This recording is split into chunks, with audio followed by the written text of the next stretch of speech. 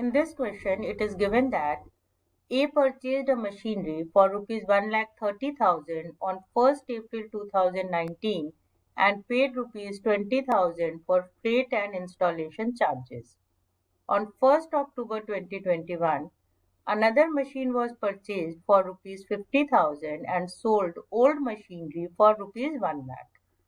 The machine purchased on 1st October 2021 was installed on 1st January 2022. इस question में जब हम एंट्री करेंगे फर्स्ट मशीन की, तो उसमें 1,30,000 में ये 20,000 फ्रेट एंड इंस्टॉलेशन भी ऐड हो जाएगा। और जब हम इस सेकेंड मशीन के परचेज की एंट्री करेंगे तो यहाँ पे क्या होगा कि परचेज की एंट्री तो 1 अक्टूबर को होगी, बट चूंकि मशीन 1 जनवरी को इंस्टॉल हो रही है इसलिए जो डेप्रिसिएशन लगेगा वो इस डेट से लगेगा। Further it is given that under existing practice, the company is charging depreciation at rate of 20% per annum on the original cost. However, from 1st April 2021, it decided to adopt WDV method and charge depreciation at rate of 15% per annum. You are required to prepare machinery account from 1st April 2019 to 31st March 2022. तो हम सबसे पहले machinery account बना रहे हैं। ये हमारी debit side है, ये हमारी क्रेडिट साइड है। Date, particulars, amount, date, particulars, amount. अब जो हमारी फर्स्ट मशीन परचेज हुई है वो परचेज हुई है 1 अप्रैल 2019 को, तो उसकी एंट्री आ जाएगी टू बैंक। मशीन है हमारी 1,50,000 की। इस ईयर में और कोई परचेज या सेल नहीं है, तो हम सीधा 31 मार्च 20 को इस पे डेप्रिसिएशन लगाएंगे और डेप्रिसिएशन फुल ईयर का लगेगा और स्ट्रेट लाइन मेथड से लगेगा एट 20%, तो ये हो जाएगा हमारा 30,000। और सेम डेट पे इस मशीन की जो बैलेंसिंग फिगर आएगी, जो बैलेंस कैरेट डाउन आएगा, वो आएगा 1,20,000। टोटल हो गया हमारा 1,50,000। इधर का भी टोटल हो गया 1,50,000।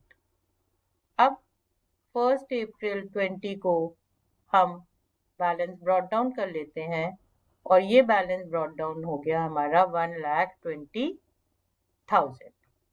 20 में हमने कोई ट्रांजैक्शन नहीं किया है, कोई सेल नहीं, कोई परचेज नहीं, तो सीधा सीधा इसी एसेट पे हमारा 31 मार्च 2021 को डेप्रिसिएशन लग जाएगा।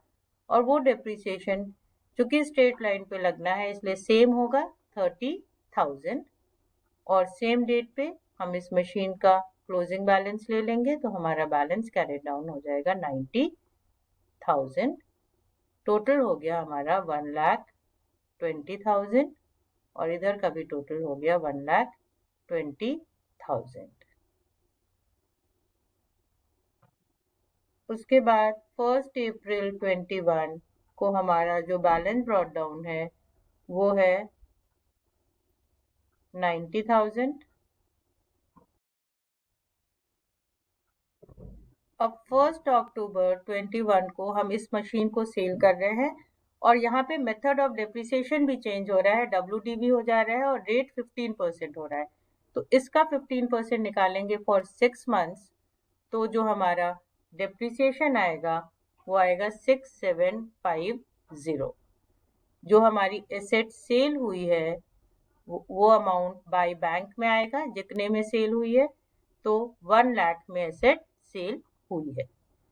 तो अब 90,000 की एसेट है, 6,750 का डेप्रिसिएशन लग गया, उसके बाद भी 1 लाख में बिक रही है। दैट मीन्स ये अंडरस्टूड है कि यहाँ पे तो हमें गेन ही हुआ है, तो जो गेन है वो P&L में चला जाएगा और जो हमें गेन हुआ है वो हुआ है 16,750 का। फिर इस ईयर में हम एक एसेट खरीद रहे हैं सेम डेट पे 1 अक्टूबर को ही, टू बैंक में जाएगा, वो सेकेंड एसेट है हमारी और एसेट हमने खरीदी है 50,000 की। बट इस एसेट को इस डेट से हमने यूज करना नहीं शुरू किया है। तो 31 मार्च 2022 को जो डेप्रिसिएशन लगेगा वो डेप्रिसिएशन सिर्फ सेकेंड वाली एसेट पे लगेगा और सिर्फ 3 मंथ्स का लगेगा, क्योंकि हमने उस एसेट को सिर्फ 3 मंथ्स यूज किया है। तो 1875 का डेप्रिसिएशन आएगा और सेम डेट पे जो हमारी बैलेंसिंग फिगर आएगी, जो हमारा बैलेंस कैरिड डाउन आएगा, वो आएगा 48125 का। तो हमारा टोटल हो जाएगा दोनों साइड का 1,56,750, 1,56,750. Hope this is clear to you.